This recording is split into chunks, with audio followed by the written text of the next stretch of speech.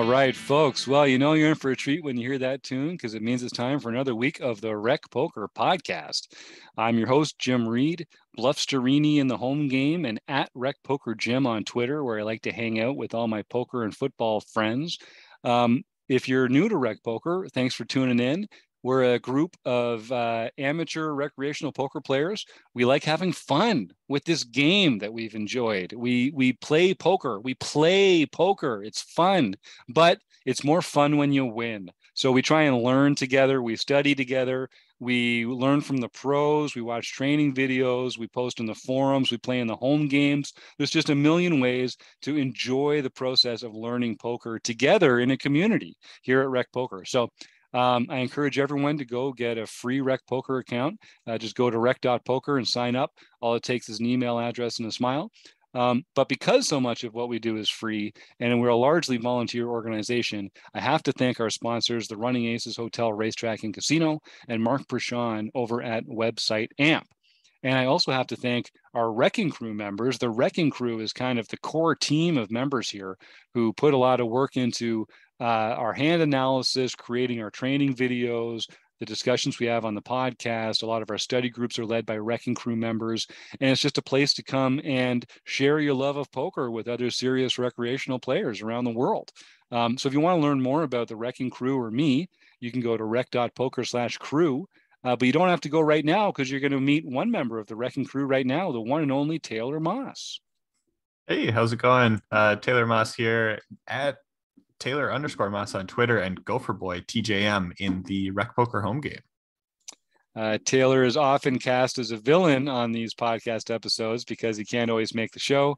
And so Chris and John and Rob and I like to give him the gears, but he's here tonight along with our premium member, Eric Anderson, who you might remember from last week's episode. Eric's a prolific poster in the forums and very active on Discord and our home games.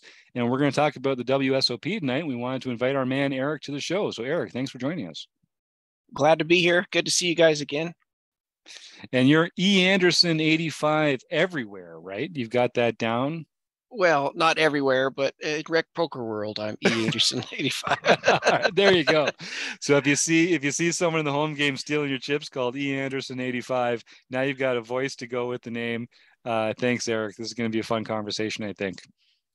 So we are here in the forums edition of the podcast, which means that we're going to be talking a little strategy. Monday night, we're playing in the Rec Poker home game. It's free to join, competing for each other's chips. And every Monday night, we take a forum post and we talk about it here on the air. Tonight, we're not going to take a forum post, but we're going to take a hand example from this year's World Series of Poker and talk about that instead. So I don't know if I've already mentioned tonight, have the best freaking job in the world. I get to hang out with cool poker people and talk about poker all the time. I don't know if you can tell, but I really like poker.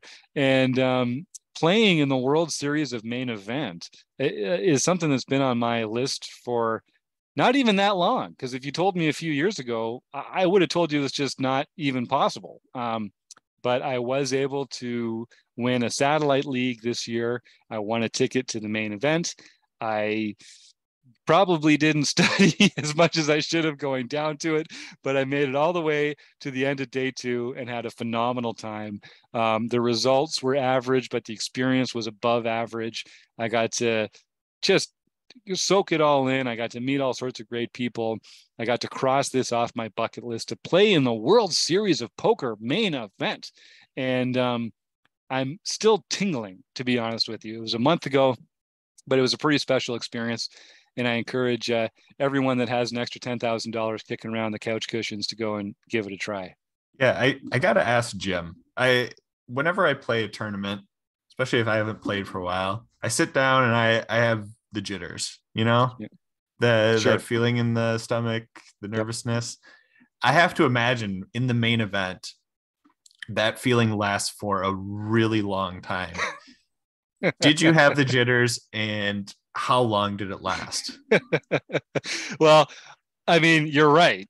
And that's, I'm sure it's true for everybody. I mentioned this on a chats edition of the podcast recently. I wasn't there for that, and everyone makes fun of me at those versions. So fill me in. Okay. Forget the other guys. All right, I'll do it just for you, Taylor. That's right. Thank No, you. so I mean, when you sit down, I had a couple goals. My first goal was just not to be the first person to bust. And so up until you hear those magical words, seat open, there is some tension. And you just, I did not want to be the first person to bust. And then my second goal was just, I didn't want to bust in the first level. So the first 2 hours of the main event. And then once I got past that, I didn't want to bust on day one, but if the right spot came up, I was totally comfortable busting on day one. You get aces in versus fives. I don't need to tell you how often some stinky five comes up on the turn, and all of a sudden you're out of the tournament, even though it's a garbage hand and you've done everything you can to get it in good. But that did, yeah, it's just garbage. but that didn't happen. So I found a bag at the end of day one. I woke up on day two, totally comfortable with busting on the first hand on day two. And I honestly felt really loose and very comfortable. It is just a poker tournament after all. And even though it's got a ton of sharks in it, it's a function of the main event that there's a lot of recreational players like me in there as well. And I honestly felt like in that field, I was holding my own, maybe even more than I was expecting. So I really didn't feel that tight. I'll be honest with you, Taylor. I don't get to play live that often. And so if it's been like a month or 2 months between sessions, I get a little jittery that first orbit, even just in my local card room. And if I get a big pocket pair in the first couple orbits, I can tell my heart's racing a little bit and getting a little flushed. And so I think probably the first few orbits, I definitely was like a little starry eyed and not really comfortable necessarily. But truly, I don't know if it's because I've played in a few bracelet events now. And so I just feel a little more comfortable in the dynamic. And there were people there that were less experienced than me. And that did just kind of help me feel a little more comfortable and feel like I was in my element. I didn't feel like I was out of my element. And that really did help a lot. That really did help a lot. But it does make for a very interesting dynamic. And that's one of the things we're going to talk about today. People feeling uncomfortable, people not wanting to bust, and how we can use that to apply some pressure and maybe to pick up some chips that we wouldn't otherwise. But when we were talking with Eric before we went live here on the show, he was saying that, for people that don't have a chance to get down there, like what's the experience like, and like what are some of the off the felt factors that you should be considering when you're setting up for it? And Eric, you're in a perfect position here because Taylor and I were roommates staying at the wonderful Flamingo Hotel right across the street from Paris Bally's. And we had to figure out all sorts of logistics, from check-ins and extra access cards to changing reservations to weird noises coming from the fan in the middle of the night. There was a lot of logistics to getting locked out of the room. Oh yeah. Oh, I forgot about that. That was, of course you'd forget about that. I did. I was already gone by then. Yeah. You were like, no, Jim really told me that he booked the room for an extra day. Please, my stuff's in there. So you never know what's going to come and make you feel a little uncomfortable. And Eric, so sorry, you mentioned off the top sort of like knowing where the washrooms are and like having a game plan. What do you kind of envision? Like Eric, I don't know if you do much traveling to play poker live, but like what are the kind of things that you'd want to be thinking about, or the kind of things that you'd be worried about before you took a trip like that? To be honest, I've never traveled to play poker, so it's all new to me. And like a lot of our listeners, I think, yeah. There's a lot of questions that I really don't know. Like how long are your breaks? You got 5,000 guys trying to pee in 15 minutes. Yep. Do you get up early? Do you just skip a blind if you have to go to the restroom? Or I mean, I don't know how any of that works. I mean, that's a real strategy decision. Definitely some people will get up a little early and go do it. And even just like knowing where the washrooms are is pretty key. That was one thing that they did right this year. They had their washrooms were right outside the convention center. And so it was easy to go, but there's a line 70 or 90 people long for sure. And most of the tournament breaks were 20 minutes. I won't swear that that's the time across all of them. Maybe some are 15 or something like that, but they are aware that that is going to be an issue. So they do build in enough time for that. But I've said this before. I'd say go early wherever you're traveling to play. Get there early, scout out the scene, walk through the rooms, find out where the washrooms are, and ask questions. Ask questions of the floor staff, the security staff, the hotel staff. Because you do want to be comfortable, and you don't want to be kind of figuring that stuff out as you go. But the washrooms are a great example. Yeah, I mean, for that one, it's like, at least for my mind, it's like, how bad do you have to go? If you do like leave early, like missing a hand is not gonna be the worst thing in the world. But if not, I wait till the end of the break, right? It's got like 20-minute breaks or whatever it is. I'll just walk around for 10 minutes. And then when I go to the washroom, guess what? No lines. I get in, out, don't have to sit there and feel like I'm being impatient and all that other jazz. Just time things out better. It just makes sense. Or know where the second closest washroom is, because that won't be nearly as busy as the closest one. Literally, people won't walk to the next one, even if it's only, an extra 50 yards away. So, yeah, and I just thought show up early. I thought that might be a strategy too, is try to get a room on the second floor. Yes. We could just run upstairs to your room. That's what I did. My wife convinced me to stay on campus for the main event. Earlier in the series, Taylor and I were sharing a room at the Flamingo, which was right across the street. Super convenient, but just too far away to make it there and back in 20 minutes if you had to go to the bathroom or whatever like that. Just, it was just too far away. But I stayed at Bally's in Paris for the main event run, and I could get to my room comfortably and back in 20 minutes, use the washroom, swap out my warm water bottle for a cold water bottle, all that kind of stuff. I think it was either Jonathan Little or Daniel Negreanu on the show a little while ago who said their strategy was to find the washroom that you had to walk 5 minutes to get to, because it was going to be far away from the other tournament players. And you still got the experience of stretching and taking that walk, as opposed to standing in line for 10 minutes and then going to the bathroom and then just having a short walk back to your table. So you're bang on the money there. That's a really good one to think about. It's giving yourself that bathroom B option. Another question I had was about meals. What do you do? How long were the days to start with? Do they go to their certain number of players or a certain level usually, right? Yeah, they always say, and it's a really good thing to consider, because it's the thing that I deprive the most. I turn into a one meal a day type of person and just try and consume as much calories as I can, which isn't the right way of doing it. What I tried to do this year when I was out there with Jim, we tried to get all the essential requirements to make a peanut butter and jelly sandwich, but the entire city of Las Vegas must have been on a peanut butter shortage, and we just could not find peanut butter. I couldn't believe it. You should see the text that we had going back to each other too. I was like, I'm at CVS, nothing here. Yeah, well, I'm at Walgreens. They got jelly here. Do you have any bread? But if I found another CVS, still no peanut butter. So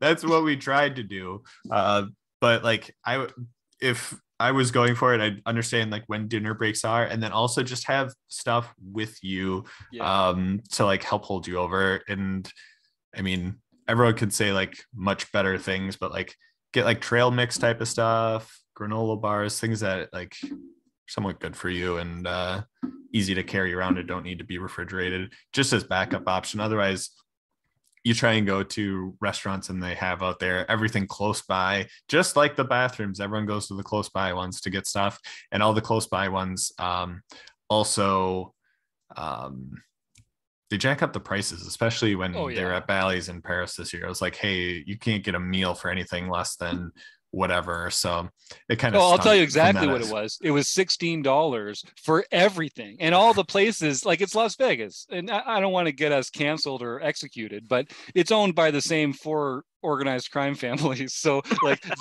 they have all this stuff figured out. It's definitely an oligarchy. They've got a monopoly on everything. So guess what? The Sbarro pizza is $16. the pasta next door is $16. You could get 2 hot dogs from the vendor for $16 or a burger for $16. And so they've kind of got that figured out. And you know, all the places close by, like Taylor is saying, they're going to be busy, and it takes longer to order food and eat food than it does to pee. So if you're doing that on your same 20-minute break, you're really going to be in trouble. A lot of the tournaments will have the multi-day tournaments will have a longer dinner break, 75 minutes typically, and they tell you when that will be after so many levels.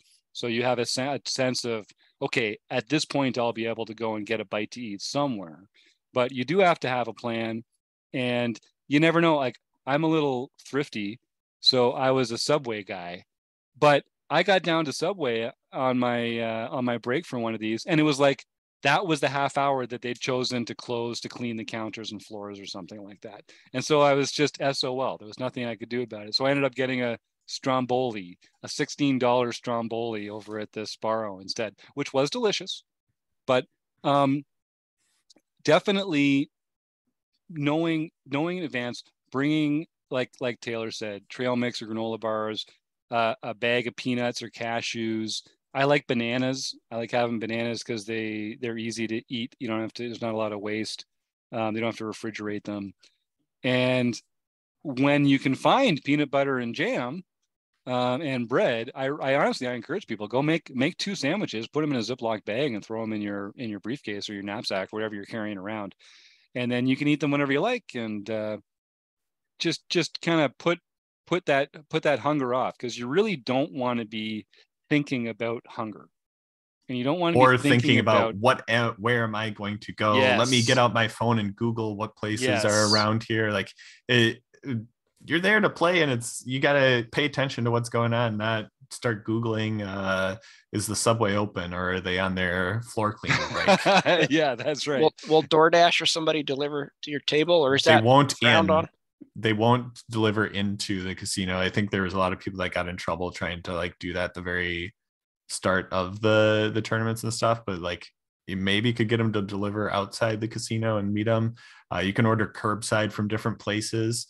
One person that I was at a table with right before the break, I saw him go on his phone, and he went to PF Chang's, ordered to go order a carry out, and then saw him walk to the PF Chang's, walk in and grab it, and then walk right back out. So there's those types of options too.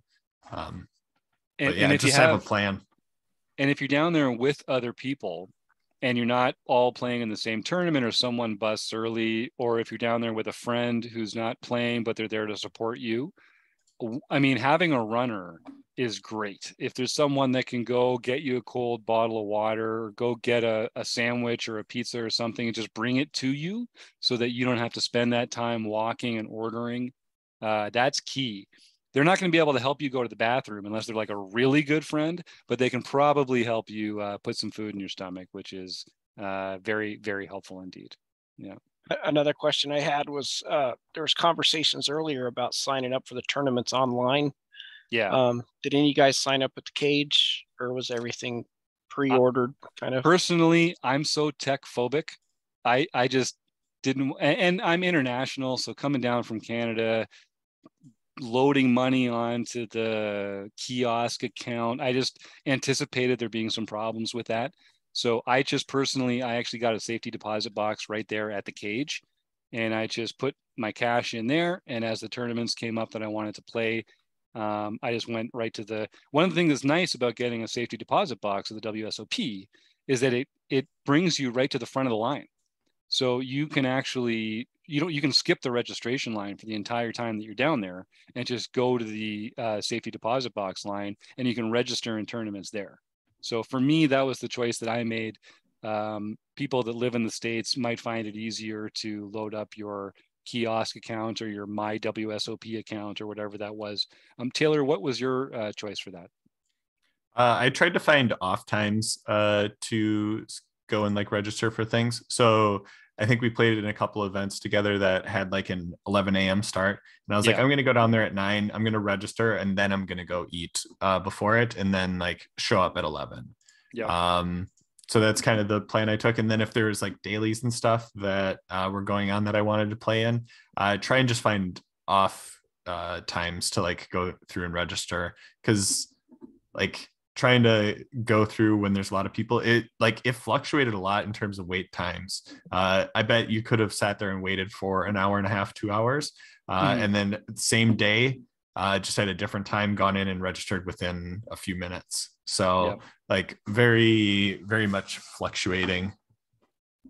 And the registration desk is open 24 hours. So there's very few people there quite late at night. If you're having a good time in Las Vegas and you're having a late dinner or some drinks or something like that, even though you're not in poker mode, I found the first time I went down, that was a great time for me to just show up and register for the next day's tournaments, or if I was going to play a few tournaments that week and I knew I was going to, just kind of pre-registering for a few of them advance.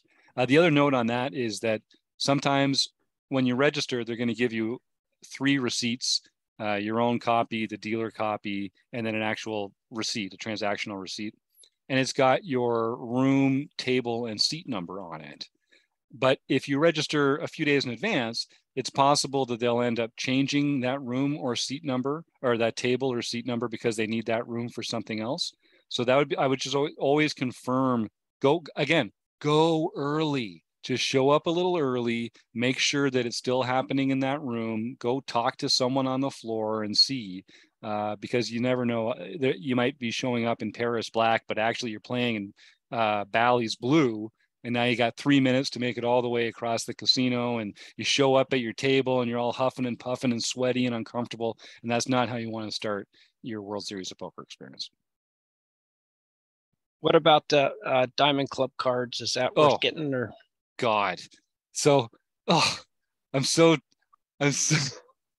you struck a nerve there. Tell the story, Jim. Let's go with this one. You struck a nerve. We opened this. We were going to talk some strategy. We're definitely going to talk about a King 10 hand here later, folks. So stick around. I will tell a little short story. So one of the perks of the Diamond card is that if you're a cash game player, it puts you to the top of the cash game list. So for all the Caesars resorts, I've got a gold card. And you have to show your player's card to get on the cash game list. And I love playing cash, so I'm always trying to fill the hours in between busting tournaments by playing cash. I've got to build up a bankroll playing cash so I can punt it off in playing tournaments. And so I'd go get on the list. But of course, cash games aren't a priority during the WSOP. They've got all their dealers, all their tables all set up for all these tournaments. And so there's not that many games going, but there's a long list.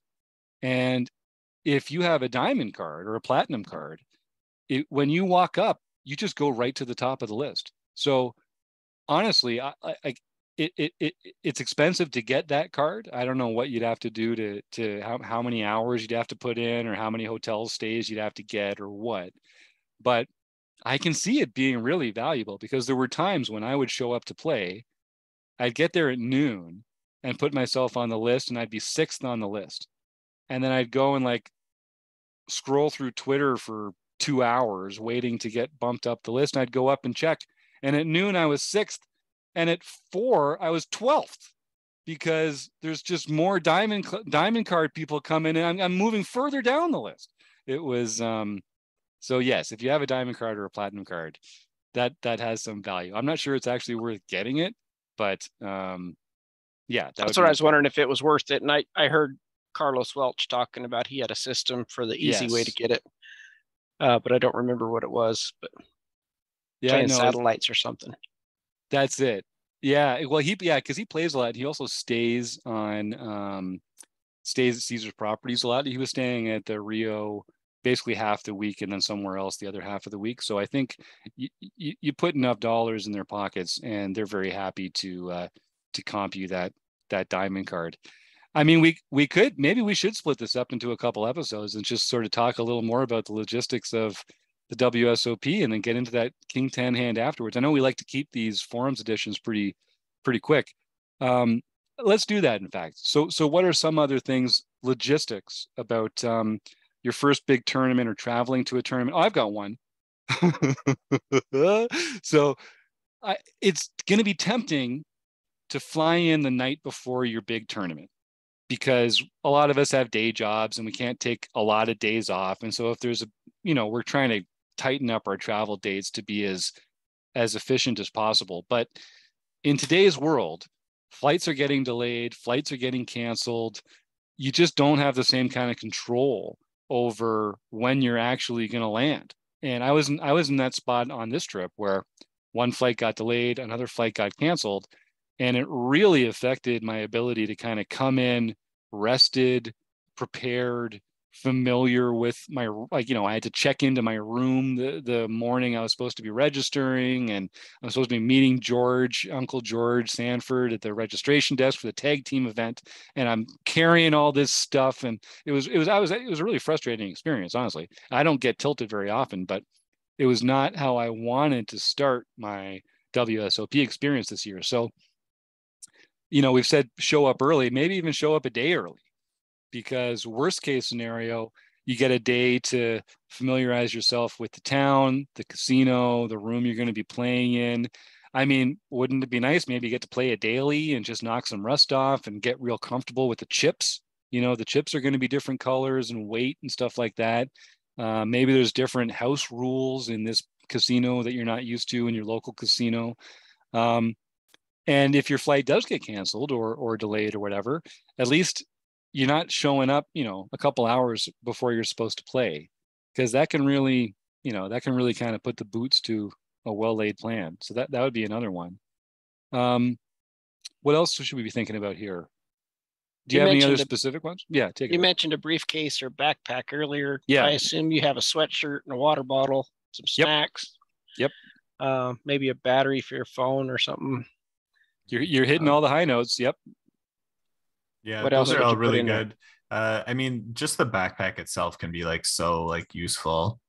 Just because you're likely away from where you are. And just all those different things that you need. Like, you're in Vegas heat outside. So if you ever want to go outside, you have to be dressed for Vegas heat, but then you go inside and it's usually cold in there. So you got to have something to keep yourself from shivering all the time and being uncomfortable.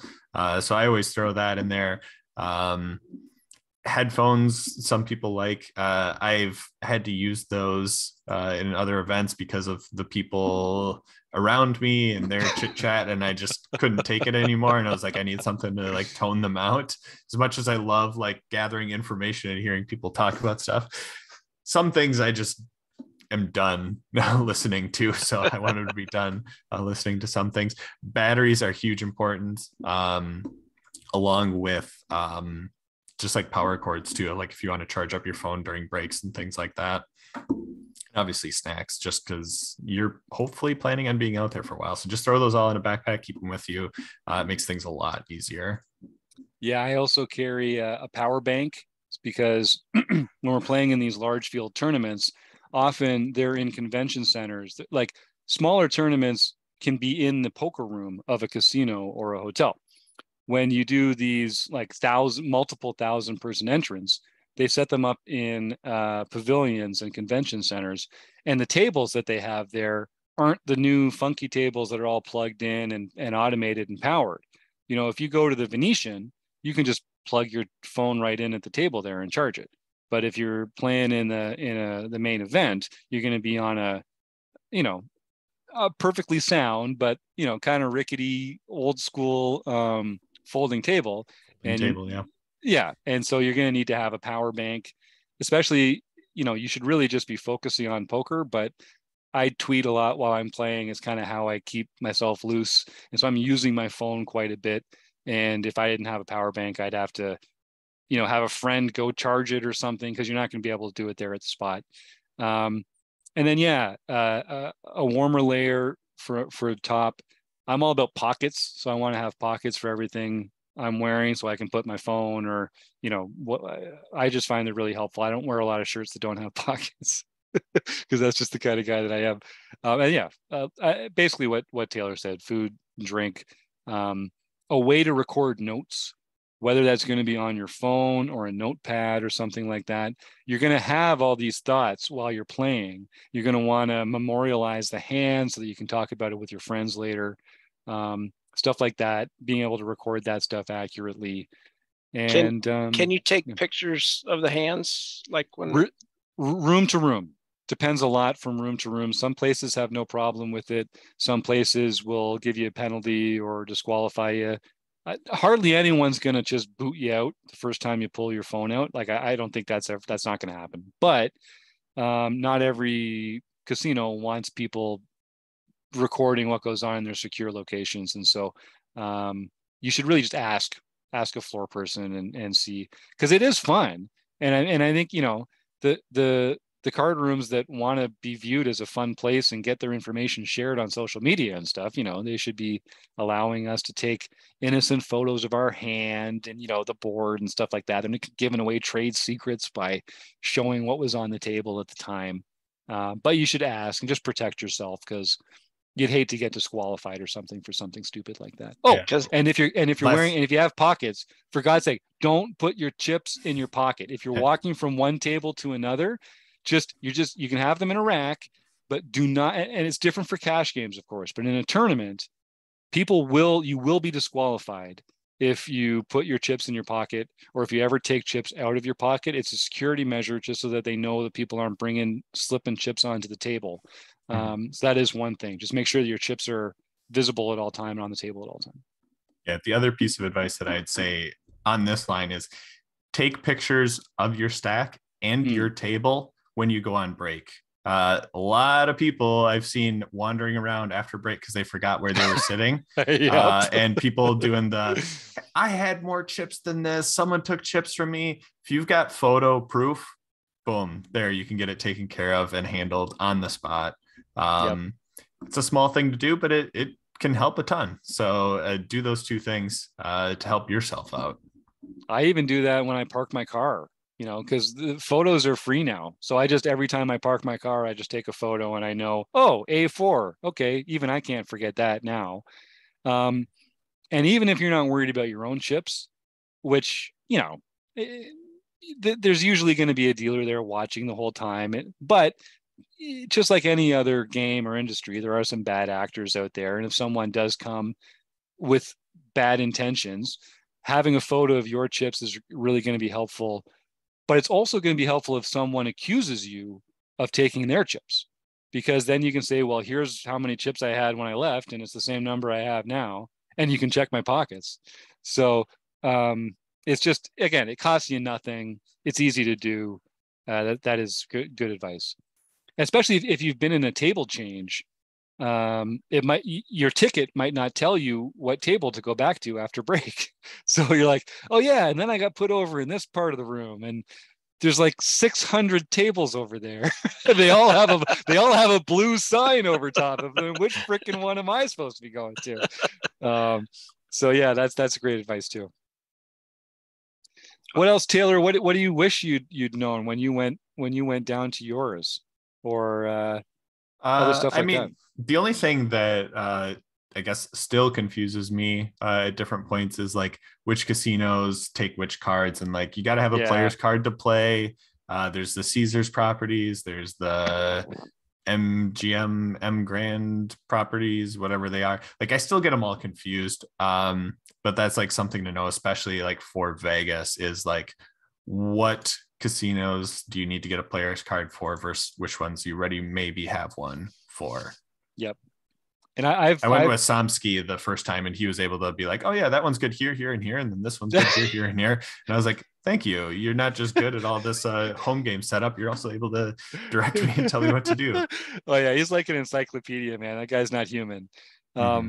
I've traveled. I'm not an extensive poker traveler, but I've traveled around the world. I've played in casinos all over, and I keep all my players' cards in the same little pocket of my briefcase. So no matter where, I've got a briefcase I take with me wherever I'm playing poker, and it's got some rec.poker patches. It's got all my different playing cards. It's got my little chippy, my little card protector that I carry with me. And, I know where I'm going to put my water bottle and my peanut butter and jam sandwich and that kind of stuff. And that's just because, I take comfort from being prepared in those kind of situations. But yeah, players cards is a great example, and give yourself time to do that before it's time to start the tournament. Because otherwise there's going to be a lineup at the player's desk, and even though you might even be well, no, they probably wouldn't let you register without it, but just go and take care of that in advance. That's really good advice. All right, Eric, anything else? We're not in a rush. If you've got more, let's get into it. Well, you've answered most of my questions. I don't know. I think you've helped a lot. Oh, good. And there's a lot. There's a lot of things that you really don't know until you get there. Like, do they take credit cards, or right? Can you do it online, or all that stuff. So, and usually you can just tweet at KevMath, and he'll have the answers. To Kevin Mathers, who's a Wrecking Crew member here, is the poker Twitter czar, and he runs the World Series of Poker Twitter account, and he works with Hendon Mob. And I mean, if anyone ever has any questions about poker tournaments or structures or how to register or that kind of stuff, KEVMATH H, I guess is how you pronounce that in English. So yeah, give at KevMath a tweet, and he'll help you out for sure. Or you can just email me, Jim at rec.poker. But mostly I'm going to say, sorry, I can't help you with that, but you should be tweeting at KevMath. And is he still at the Fun Country Games too? He's often in there, and he's been in our OPA every Tuesday night for months. So a great resource to the poker world. Kevin's a fantastic he really fellow. Helps people a lot just in that Fun Country game. Yeah. He's amazing, and I'm so glad he's part of our team here. We got lucky to get him on board. Well, so that's it, folks. Try and get there early. Whether that's a day early or an hour early, you decide. Make the walk from the hotel, walk through the convention center, talk to people, get comfy, ask stupid questions. This is the time. Like, you don't want to not have asked a question because you're worried about being stupid, and now you have to feel stupid because you don't know something that you could have known if you just asked a stupid question. So don't be afraid. And that's it. Then just go and kick some butt. Like our man Eric here, when he takes his next poker trip. I want a full report, Eric. I'm looking forward to getting all the details. Okay. I'll go out with pocket eights, I'm sure. Yeah, there you go. It's a very popular choice around here. A very popular choice. All right. Well, thanks, folks. Let's wrap this one up. I want to thank our sponsors, Running Aces Hotel, Racetrack and Casino, and Mark Prashon at Website Amp. And thanks to Eric for joining us, and Taylor, and you, the listeners. All right, everybody. See you again soon.